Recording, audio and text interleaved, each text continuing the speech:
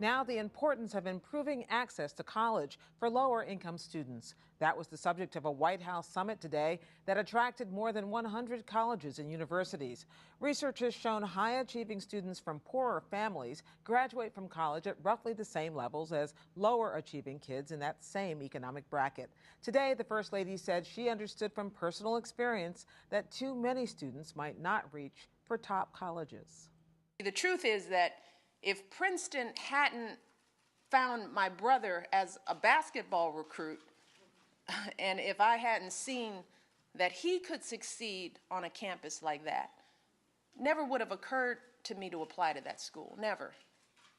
And I know that there are so many kids out there just like me, kids who have a world of potential, but maybe their parents never went to college, or maybe they've never been encouraged to believe they could succeed there. And so that means it's our job to find those kids.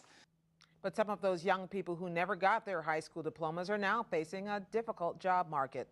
Tonight, we look at a program in Indiana that's trying to help some get the diploma they missed out on years ago. The NewsHour's April Brown reports for our American Graduate Project. Goodwill. It's a name that bargain hunters across the country know well. The charity sells donated clothes and used goods at its retail stores to fund career training and social programs for everyone from the disabled to ex-convicts. But for some Indianapolis residents like Nicole Thomas, Goodwill has come to represent something else, a chance to confront a lingering regret. The biggest thing to overcome is just swallowing your pride. Since 2010, Goodwill of Central Indiana has offered Thomas and other dropouts the opportunity to earn a high school diploma at its network of charter schools known as the Excel Center. In 1995, Thomas became pregnant with her daughter Ashley.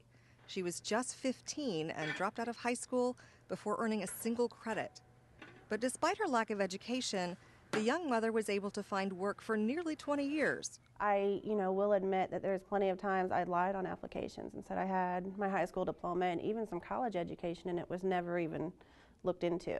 So I was able to get some really good jobs and, get in and stay there without that education.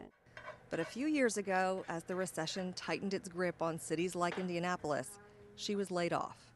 Without a diploma, she found it hard to even get an interview where she could sell herself to future employers, and finally realized that she needed to go back to school. I wanted to do it right, and I wanted to further my education beyond that, and I felt I'd have an easier time getting into colleges with a high school diploma.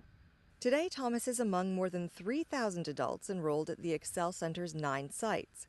So it's 3 times a number minus 4. The move into education marked an evolution for a nonprofit known for reselling donations. Jim McClelland, CEO and president of Goodwill of Central Indiana, says his organization thought carefully before deciding to offer them a diploma over a GED. Some of the data that we saw as we started looking into this showed that if a GED is the highest level of education that you attain, you don't make any more money than a high school dropout. And your rate of employment is no greater than that of a high school dropout. Goodwill didn't decide to branch out from retail to education all on its own. The city of Indianapolis actually approached the organization about doing it. The Indianapolis mayor's office has the unusual ability to sponsor charter schools in the state. Jason Cloth, the deputy mayor of education for Indianapolis, says there are about 150,000 dropouts in the city's metro area, and that offering them educational opportunities is an economic imperative. There's a clear need with existing high school dropouts, people who may have made a mistake at one point or another in their life, and this is an opportunity for them to re-enter, earn their high school diploma, and then go on to enter employment. McClellan says Goodwill has been working with and employing dropouts for decades.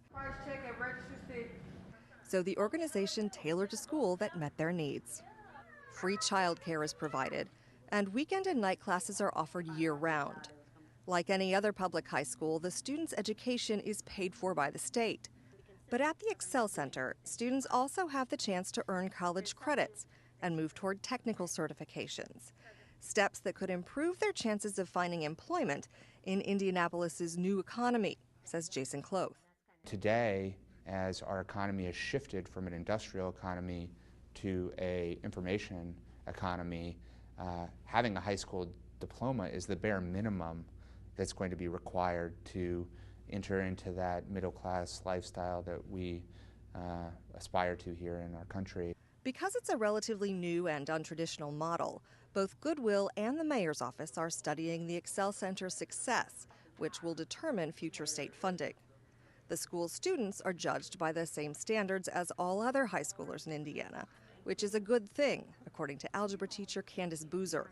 She says it forces teachers to have high expectations for students in spite of difficult circumstances. I expect them to always give me 100% no matter what that looks like. Everybody's at a different level. So I just want to make sure they give me every single thing they have. Montague Quintrell Kuntz is one recent graduate who has had his fair share of challenges. A former dropout, Kuntz came to the Excel Center after being laid off from his job on an assembly line and struggling to find a place to live. There was two things I'm terrified of, homeless. I've never been homeless in my life, or having to do math. So I had to confront both of those fears at the same time. Kuntz studied hard, graduated with a 3.2 GPA, and later found a job at a packaging warehouse for Amazon. For a man who hadn't been in a classroom in more than 30 years, he found the teachers to be patient and encouraging, and felt he succeeded in part because he could pick up where he left off when he dropped out of high school at 16. I didn't have to go through high school from beginning to end. It just exactly from when I walked out the door is to where I walked back in, and they test you, they figure out where you're at, and tell you what you need, and they help you get there. President and CEO Jim McClellan says his organization's educational effort is not only helping people like Kuntz today. We have a lot of students who tell us that they're doing this for their kids, or so their kids won't have an excuse not to. That's pretty neat. And while we know that by earning that diploma, it's going to have a positive impact on the mom or the dad, we think the greater impact is going to be with their children. As for Nicole Thomas, she'll graduate from the Excel Center in May and has already begun earning college credit. She says she's anxious to rejoin the workforce, but has only one job in mind. The only job prospect that I'm interested in is coming back to one of the Excel Centers. So I want to come back as an instructor. Teachers will likely be in high demand for Goodwill of Central Indiana going forward. More than 2,900 students are on a waiting list to enroll. You can find more online about Goodwill's push into education as they move to duplicate the model around the country. American Graduate is a public media initiative funded by the Corporation for Public Broadcasting.